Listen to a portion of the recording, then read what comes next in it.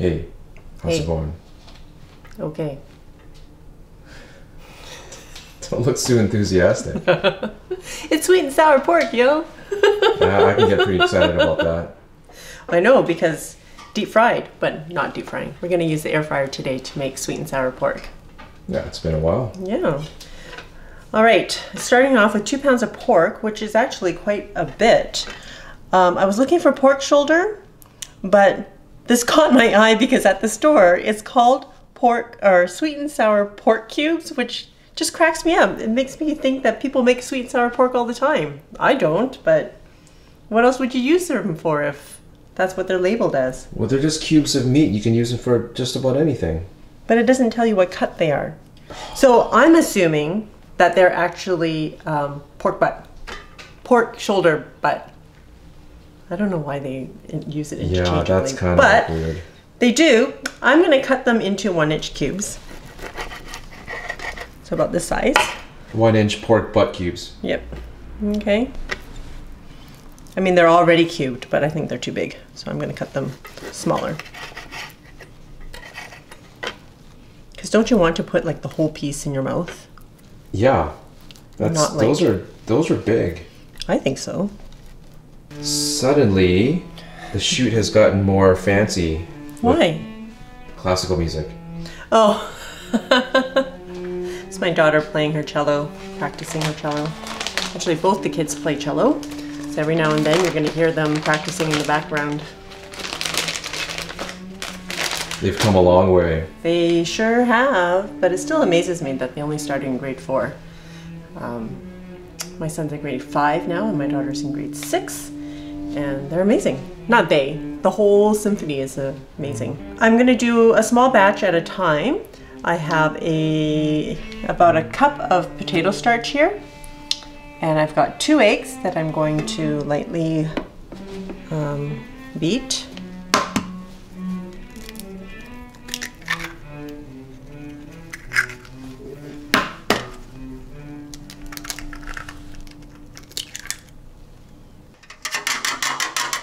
I'm going to put the pork in the flour first.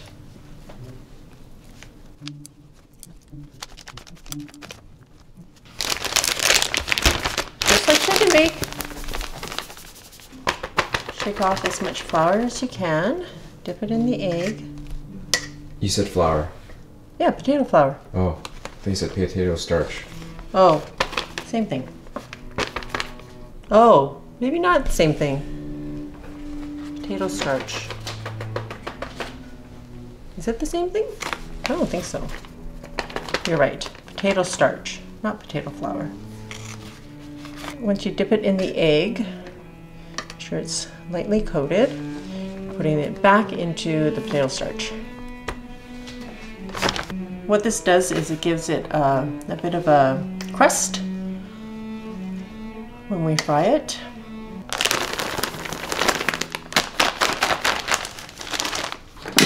In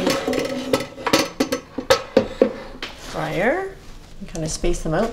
You know, I was looking for, I guess it's an accessory that goes into the air fryer and it gives you an extra layer to fry with, but the only one I could find doesn't fit this model. I don't know why they won't make one for this model. Well, I'm sure they do. Yeah, I just can't find it. Because, like, how many can you do? Look, I only did like 8 pieces here. Yeah, really not that much. 9 pieces. That is, if you want to get them evenly crispy, I think that's the challenge. Yeah. You probably could have done a couple more. I will do more to add to this batch, but I've got a lot to do. I'm filling up my little spaces here. But it doesn't want to make you get an XL size. Yeah, it totally does. Look, I only got through like, what? About, definitely not a pound. I know, I mean, trying to cook for 5 people, there's no way. All right, I'm gonna start with that.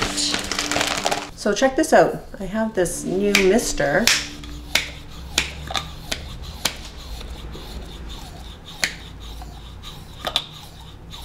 This is because it's the first time I'm using it. And then it sprays like an aerosol, but it's not.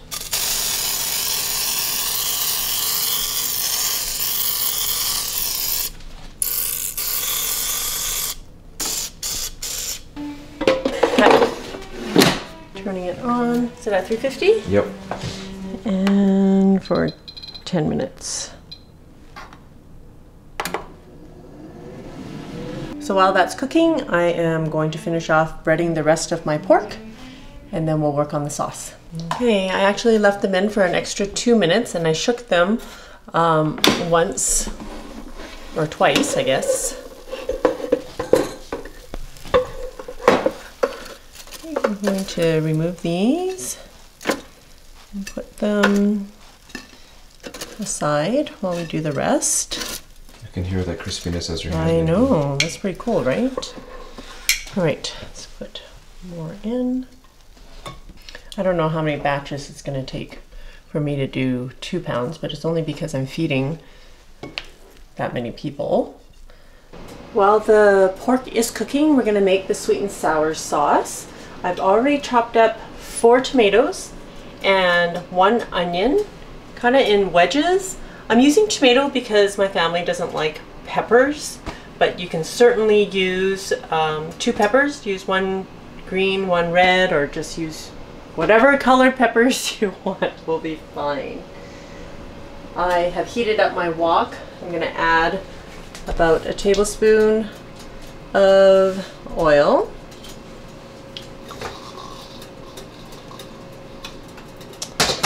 Add my onions.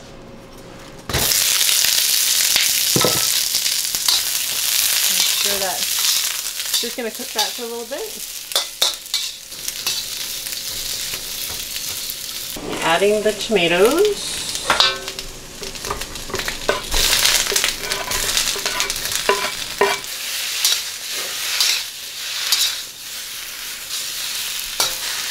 I'm going to cook them down a little bit. I just want to season with a little bit of salt. Stirring in a whole can of pineapple, including the juice. Wow, ketchup just exploded on me. Whoa. Nice. All right, we're going to use about half a cup of ketchup. That's just my estimation, okay? Half a cup of rice vinegar.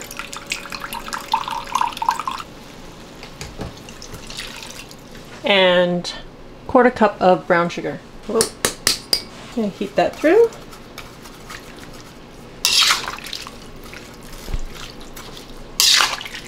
I forgot. What did you forget? A couple of tablespoons of oyster sauce. 1, 2. So scientific. Okay, so this sauce is still like very watery. So what we're gonna do is use some cornstarch to thicken it. It's making a cornstarch slurry. I have 2 tablespoons of cornstarch and about a tablespoon of water. Make sure it all dissolves, and it has to be cold water, otherwise the cornstarch will thicken in your bowl. You don't want that to happen. So when it's bubbling, we'll add it.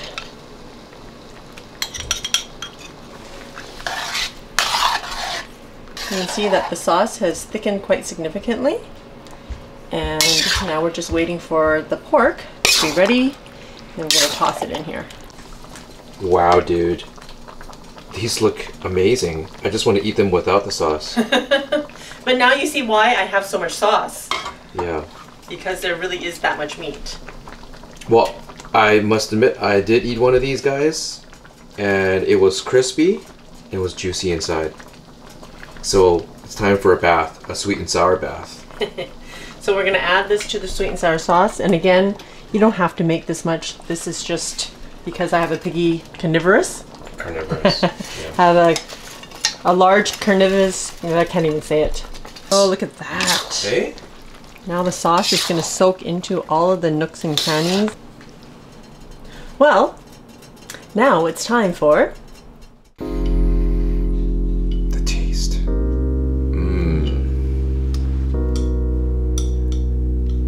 Well, this is something that we often order in the Chinese restaurants, probably to our parents' chagrin.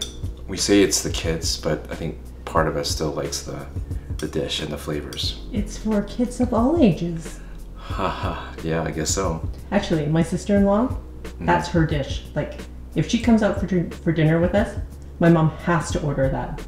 It could be the fanciest Chinese restaurant in town, Yep. and she still rocks the sweet and sour pork. I had a bite of the pork out of the air fryer with pre-sauce, pre-bathing in sauce, and it was really quite good.